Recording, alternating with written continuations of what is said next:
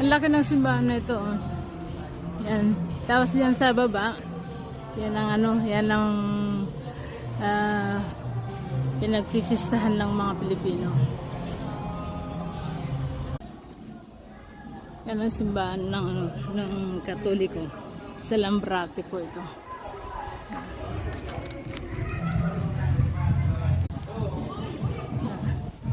Napakalaking simbahan. Laki-laki. Yan. Ang simbahan ng Lambrate, guys. Simbahan ng Katoliko.